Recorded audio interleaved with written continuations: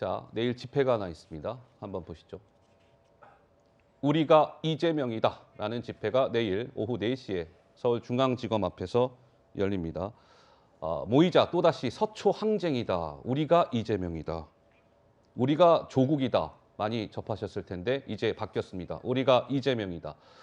그런데 저 내일 집회를 주도하는 분들이 개혁국민운동본부, 조국 수호를 외쳤던 저 개국본하고 이재명 대표를 지지하는 그룹이 있습니다. 어디냐면 저 밭가리 운동본부, 민주진보 유튜브연대 이런 데가 이재명 지지 그룹인데 조국 지지 그룹과 이재명 지지 그룹이 조인을 해서 내일 오후 4시에 우리가 이재명인다를 외친다라고 합니다. 자, 관련해서 이런 목소리가 나왔습니다. 들어보시죠.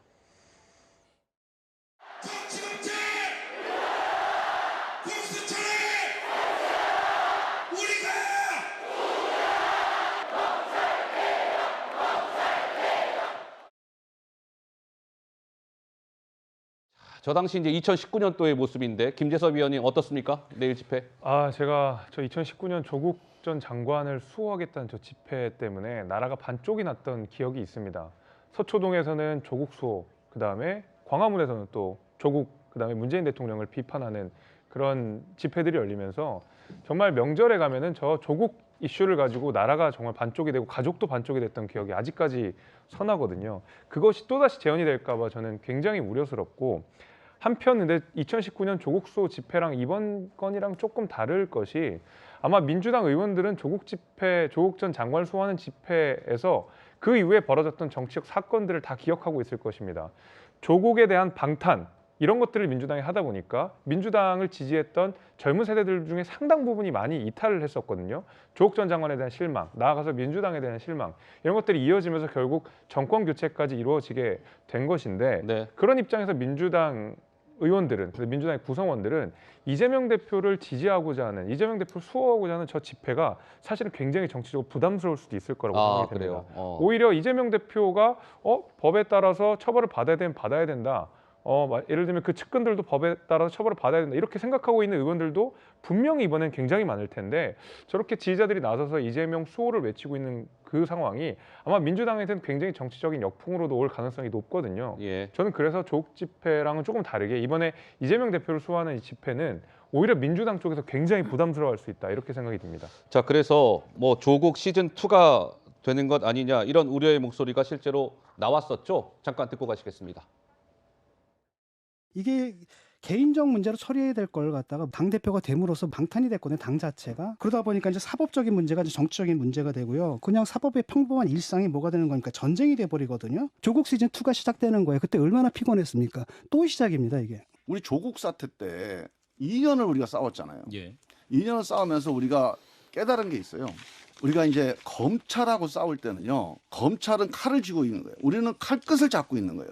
그래서 검찰이 던져주는 이슈들, 그 아이템들을 따라가면 절대 안 됩니다. 만약에 이거를 당해서 정치적으로 방어한다 그러면 국민들이 오히려 신뢰를 더 안 할 수가 있어요. 네, 그래서 권성동 의원은 자, 민주당 심파국의 주인공이 이제 조국에서 이재명으로 바뀌었다. 조국 수호 시즌2다. 김종민 민주당 의원, 우리가 조국 사태 2년을 겪지 않았습니까? 당이 정치적 방어로 이렇게 나서면 이재명 대표의 사법 리스크 너무 당이 나서서 방어하면 국민 신뢰를 잃을 수도 있습니다. 따끔한 충고를 남겼습니다. 이런 가운데 요즘 조국 전 장관의 이름이 심심치 않게 오르내리고 있습니다. 이어서 한번 들어보실까요? 대통령이 될 수 있기 위해서 네. 두 가지 기본적인 요건이 필요하다고 봅니다. 첫째는 시련과 역경을 이긴 순환의 그 서사가 예? 갖춰져 있냐 하는 점이고, 두 번째로 보자면은 어느 그 정치인은 유난히 그 뒤에 많은 사람들이 따릅니다. 이렇게 사람을 모으는 힘에서 조국 교수는 탁월한 능력을 갖고 있는 거죠. 그러면 이제 민주당 차기 대선은 조국과 이재명의 싸움입니까? 저는 그 이재명 당대표의 우는 다 있다고 봅니다. 그 이재명 시대는 그 저물고 있고 그 네. 공백을 누가 메울 것이냐, 네. 그런 점에서 그 한번 생각해 봐야 되지 않을까. 알겠습니다. 글쎄요, 이게 좀 어떨까요? 지금 윤 대통령의 멘토로 불리는 심평 변호사, 이제 이재명의 다음은 조국이 될 것이다. 국민의힘에서도 또 이런 목소리를 낸 사람이 있습니다. 조수진 의원, 불공정도 용인하는 민주당의 대선 차기 주자는 이재명이 아니라 조국이 될 것이다. 박원석 의원님, 저거 네. 정말 실제로 저렇게 될 수 있는 겁니까? 근데 조국 전 장관을 민주당의 차기 주자로 만들고 싶은 분들은 네. 국민의힘이나 보수층에 계신 것 같아요. 아, 보수층이 만들고 싶어 한다. 저는 굉장히 불가능해 보입니다. 왜 그러냐면 본인 어쨌든 여전히 재판을 받고 있지 않습니까? 그리고 조국 사태에 대한 반면 교사가 있어요. 결국 그것 때문에 정권을 넘겨준 거 아니겠어요? 민주당 입장에서 보기에.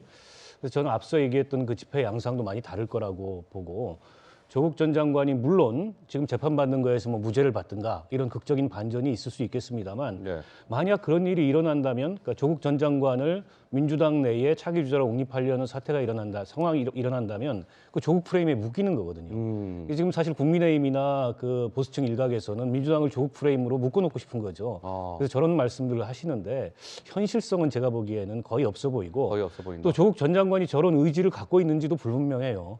기존에는 정치를 안 한다는 입장이 분명했기 때문에 네. 제가 보기에 본인이 지금 이런 상황에서 네. 가족까지 다 만신창이가 된 상황에서 내가 이게 정치를 통해서 뭐 출마하고 나서서 만회하겠다 그러지 않을 거라고 봅니다. 정미경 의원님, 솔직하게 국민의힘 쪽에서는 조국 전 장관이 이재명의 바통을 이어받아서 민주당의 얼굴로 나오기를 솔직히 내심 바라십니까?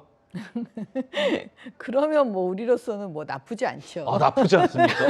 아, 예, 너무 솔직하게 말씀하시네. 근데 그거는 뭐 바람일 뿐이고 실제로 그렇게 될까요? 왜냐하면 그 당시 그 우리 젊은 청년들이 조국 사태를 보면서 사실 공정과 상식을 외쳤기 때문에 글쎄요, 그 현실적으로 그게 가능할지는 모르겠습니다. 예, 알겠습니다.